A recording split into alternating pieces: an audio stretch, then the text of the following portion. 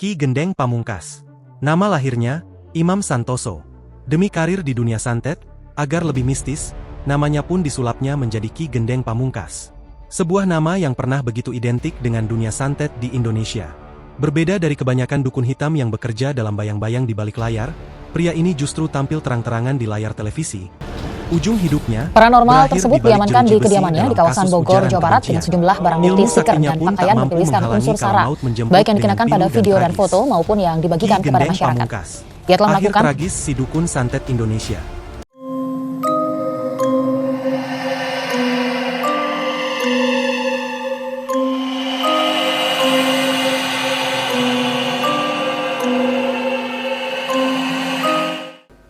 Tahun 91 ketika awal-awal zaman, kakek saya bilang, kamu mau baik-baik, mau jahat-jahat. Nah, saya bilang saya mau baik. Seperti itu. Memang pernah jahat ya Ki Gendeng ya? Ya, kalau ada yang, saya tidak mau diganggu orang, tapi kalau kadang-kadang ada yang mencoba mengganggu, banyak celakanya memang. Ki Gendeng Pamungkas. Di balik sosok yang kemudian dikenal sebagai salah satu dukun hitam paling kontroversial di Indonesia ini, lahir di Bogor, Jawa Barat, pada pertengahan tahun 40-an, dengan nama Imam Santoso. Ia merupakan putra dari Sardiman, seorang anggota TNI Angkatan Udara. Masa kecil Imam dihabiskan di kota Bogor, menempuh pendidikan formal seperti anak-anak seusianya sebelum jalan hidupnya mulai berubah ketika memasuki usia dewasa. Alih-alih memilih kehidupan yang tenang, Imam justru lebih banyak bergaul dengan lingkungan organisasi kepemudaan dan kehidupan jalanan. Ia pernah menjadi aktivis lapangan sekaligus bekerja sebagai penagih utang alias debt collector. Lingkungan keras itu perlahan membentuk karakter yang berani mengambil risiko dan tidak takut menghadapi konflik. Menurut kisah yang berulang kali ia ceritakan kepada publik, titik balik hidupnya bermula ketika sang ayah mengalami sakit yang diakininya bukan sekadar penyakit biasa. Imam percaya ada campur tangan ilmu hitam di balik penderitaan ayahnya. Keyakinan itulah yang, menurut pengakuannya, mendorong dirinya mulai mendalami dunia supranatural. Ia mengaku meninggalkan rumah dan belajar kepada sejumlah praktisi ilmu kebatinan di wilayah Jawa Barat. Dari proses itulah, menurut versinya, ia mulai menguasai berbagai praktik mistis yang kemudian menjadi identitasnya selama puluhan tahun. Memasuki akhir tahun 80-an, Imam Santoso mengambil keputusan yang mengubah seluruh hidupnya. Ia meninggalkan nama lahirnya dan memperkenalkan identitas baru yang jauh lebih mudah diingat sekaligus menimbulkan rasa gentar. Ki Gendeng Pamungkas. Sejak saat itu, Imam Santoso perlahan menghilang dari ruang publik. Yang lahir adalah sebuah persona baru. Persona yang dibangun untuk dikenal sebagai dukun hitam yang berani menawarkan jasa-jasa yang selama ini hanya beredar dari mulut ke mulut, yaitu santet. Sebuah ilmu hitam yang ditujukan untuk menyerang orang lain secara gaib dari jarak jauh, menggunakan bantuan jin, setan, atau hodam jahat dengan cara mengirimkan benda-benda tajam, seperti paku, jarum, kawat, atau penyakit aneh ke dalam tubuh korban. Memasuki awal tahun 90-an, nama Imam Santoso perlahan mulai menghilang dari ruang publik. Sebagai gantinya, lahirlah sebuah identitas baru yang kelak mengguncang dunia paranormal Indonesia. Ki Gendeng Pamungkas. Berbeda dengan kebanyakan dukun hitam yang memilih bekerja secara sembunyi-sembunyi, Ki Gendeng justru mengambil langkah yang sama sekali berbeda. Ia membuka praktik secara terbuka di kediamannya di Jalan Pajajaran, Kota Bogor, dan menjadikan namanya sendiri sebagai merek yang mudah dikenali masyarakat. Tidak ada padepokan terpencil. Tidak ada pertapaan di lereng gunung. Yang dibangun Ki Gendeng justru sebuah citra modern. Ia memperkenalkan praktik paranormal yang dikelola layaknya sebuah usaha profesional, lengkap dengan tempat praktik yang dapat didatangi langsung oleh para klien. Pada awalnya, sebagian besar klien datang melalui jaringan pertemanan dan relasi yang telah dikenalnya sejak aktif di lingkungan organisasi kepemudaan. Banyak di antara mereka meminta perlindungan gaib untuk usaha maupun kepentingan pribadi. Namun, seiring berjalannya waktu, arah praktiknya berubah. Ki Gendeng mulai dikenal karena secara terang-terangan menawarkan jasa santet terhadap target, spesialis serangan gaib. Keberanian itulah yang membuat namanya cepat menyebar. Hal lain yang membuat publik semakin tercengang adalah sistem bisnis yang diterapkannya. Di saat kebanyakan dukun menerima mahar secara sukarela, Ki Gendeng justru menetapkan tarif tetap dengan nilai yang fantastis. Besarnya mencapai puluhan hingga ratusan juta rupiah untuk satu target. Angka yang pada masa itu setara dengan harga sebuah rumah mewah. Karena itu, ketika ada orang datang kepada saya mau konsultasi misalkan ya, saya selalu meningkatkan harga bayaran. Berapa Ki konsultasinya? Misalkan yang 1 juta, begitu dia oke, saya naikin terus. Tak berhenti sampai di situ. Ia juga dikenal menggunakan administrasi tertulis dalam setiap transaksi. Klien menerima kwitansi dan kesepakatan kerja sebagai bagian dari layanan yang ditawarkan, sesuatu yang hampir tidak pernah terdengar dalam dunia perdukunan Indonesia saat itu. Praktik yang selama ini identik dengan bisik-bisik dan kerahasiaan, diubahnya menjadi sebuah bisnis yang dipasarkan secara terbuka. Popularitas Ki Gendeng pun melesat. Wajahnya mulai rutin menghiasi berbagai majalah bertema misteri, tabloid investigasi, hingga program-program televisi nasional. Ia tampil tanpa rasa ragu, menjelaskan profesinya di depan kamera, bahkan membahas santet seolah sedang membicarakan sebuah profesi biasa. Menurut pengakuannya, klien yang datang berasal dari berbagai kalangan.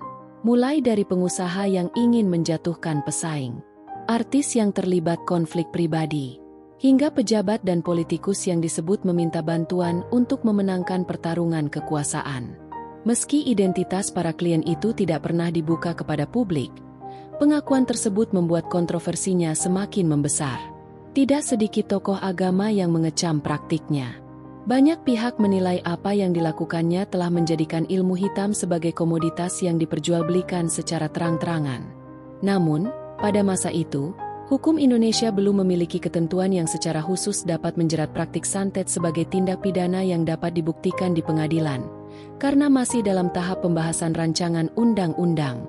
Ki Gendeng termasuk salah satu pihak yang sering diundang DPR untuk konsultasi, meski dia juga yang paling keras menolak RUU santet tersebut. Ironisnya, meski selama hidupnya selalu menolak, undang-undang mengenai santet baru disahkan menjadi undang-undang setelah kematiannya, yaitu Pasal 252 Undang-Undang Nomor 1 Tahun 2023 tentang Kitab Undang-Undang Hukum Pidana, KUHP baru, yang berbunyi, Ayat 1.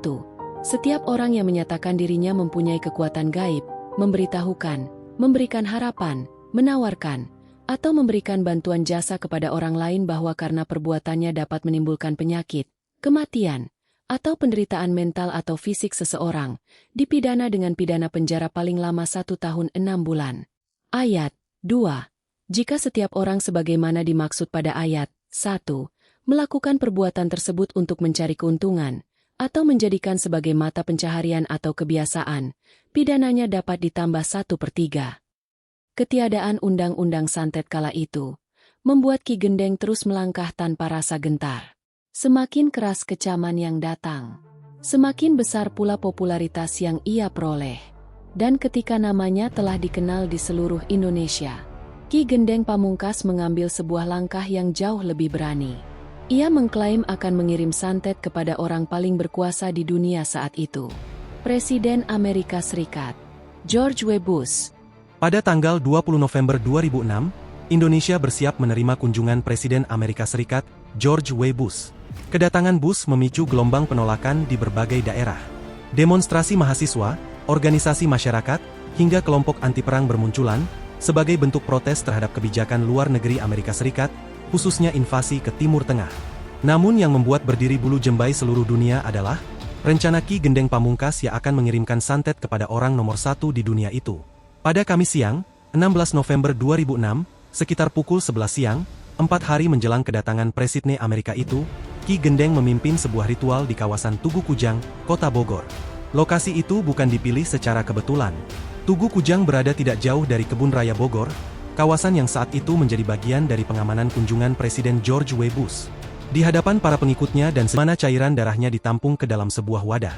Boneka tiruan tersebut lalu dilumuri dengan cairan darah campuran sebelum akhirnya ditusuk berulang kali menggunakan jarum-jarum besar. Selama prosesi berlangsung, Ki Gendeng merapalkan berbagai mantra yang, menurut pengakuannya, ditujukan langsung Bush. Melainkan membuat Presiden Amerika Serikat itu merasa tidak nyaman, gelisah, dan mempersingkat kunjungannya di Indonesia. Dan ajaibnya, ketika Presiden Amerika Serikat George W. Bush mendarat dengan pesawat Air Force One, Bogor diguyur hujan deras dan petir menggelegar. Dan luar biasanya lagi, Groge Bush memang hanya berada di Indonesia selama sekitar 6 jam. Ia bertemu Presiden Susilo Bambang Yudhoyono di Istana Bogor, lalu langsung meninggalkan Indonesia. Keesokan harinya, foto-foto ritual tersebut memenuhi halaman berbagai surat kabar dan majalah nasional. Stasiun-stasiun televisi pun ramai menayangkan liputan mengenai aksi yang dianggap tidak lazim itu. Bagi para pendukungnya, peristiwa tersebut dianggap sebagai bukti kesaktian Ki Gendeng. Tapi bagi protokoler istana, berita itu mungkin membuat mereka terbahak-bahak, berguling-guling sampai terkencing-kencing. Sebab, sejak awal, Presiden George W. Bush memang hanya dijadwalkan melakukan kunjungan singgah yang sangat singkat ke Indonesia. Tidak pernah ada agenda bermalam, seusai menghadiri penutupan konferensi tingkat tinggi APEC di Hanoi, Vietnam, singgah ke Jakarta, dan langsung kembali ke Washington.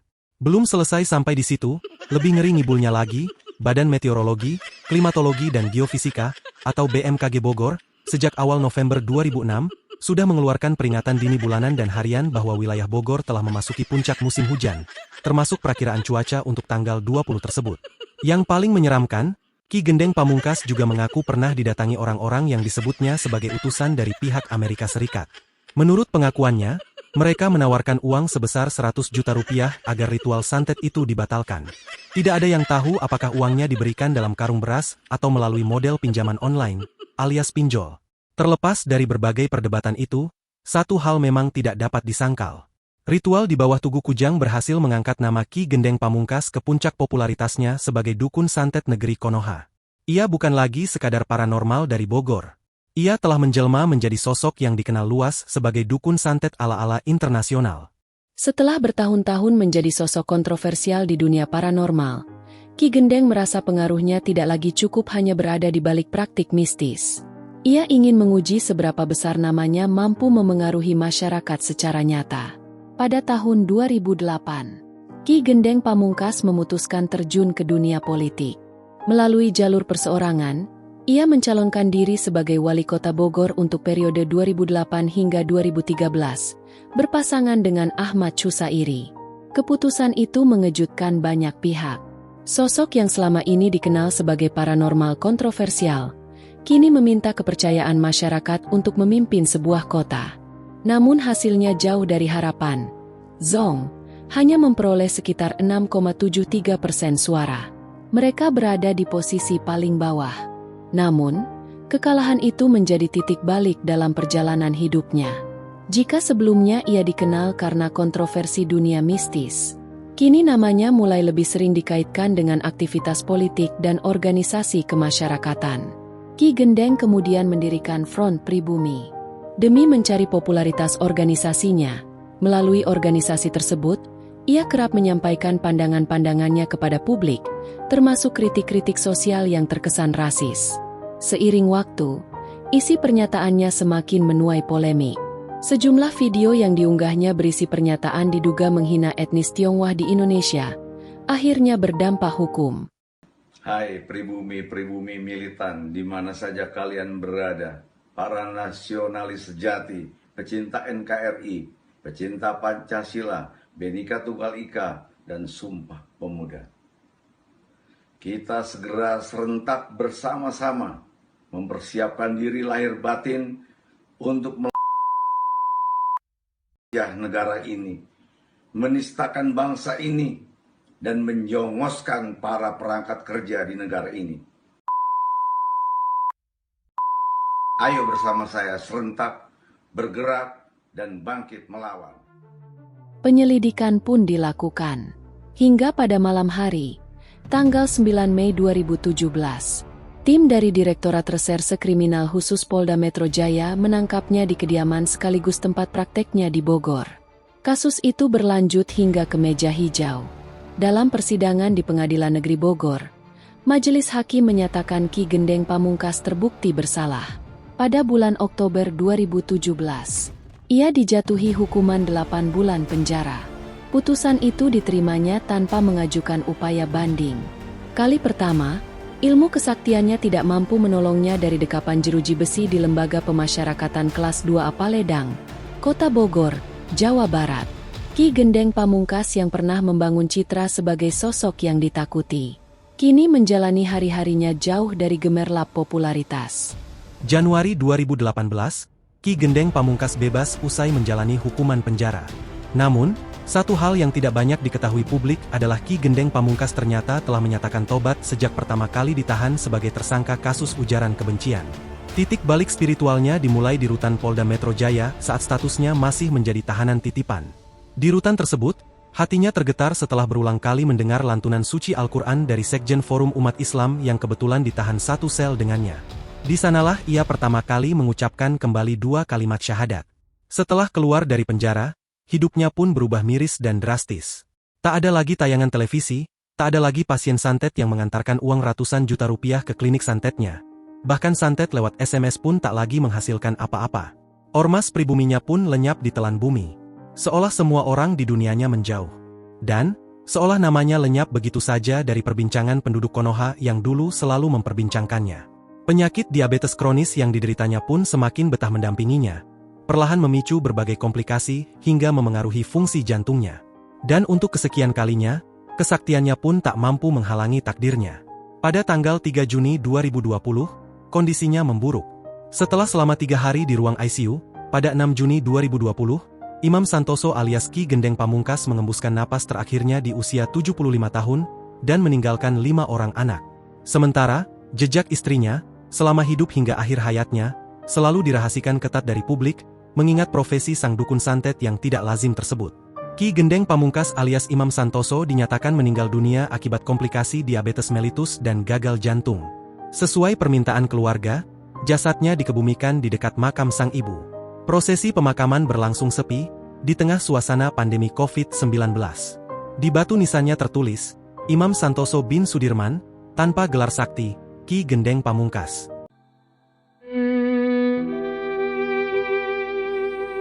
Selama puluhan tahun, masyarakat mengenalnya sebagai Ki Gendeng Pamungkas. Sosok yang tampil penuh percaya diri dan jumawa di hadapan kamera, berbicara lantang tentang santet dan vudu, tanpa pernah terlihat memedulikan dampak yang ditimbulkan oleh klaim ilmu hitamnya. Masyarakat luas tak pernah benar-benar mengenang nama Imam Santoso yang telah bertobat. Yang melekat dalam ingatan publik hanyalah sosok yang dengan terang-terangan menawarkan jasa santet kepada siapapun yang sanggup membayar sesuai kwitansi. Yang terus hidup dalam ingatan adalah bayangan tentang paku, kaca, rambut, dan berbagai benda yang selama bertahun-tahun dikaitkan dengan praktik ilmu hitam untuk mencelakakan orang lain. Ki Gendeng Pamungkas, sudah berapa banyak nyawa yang menjadi korban selama hidupmu?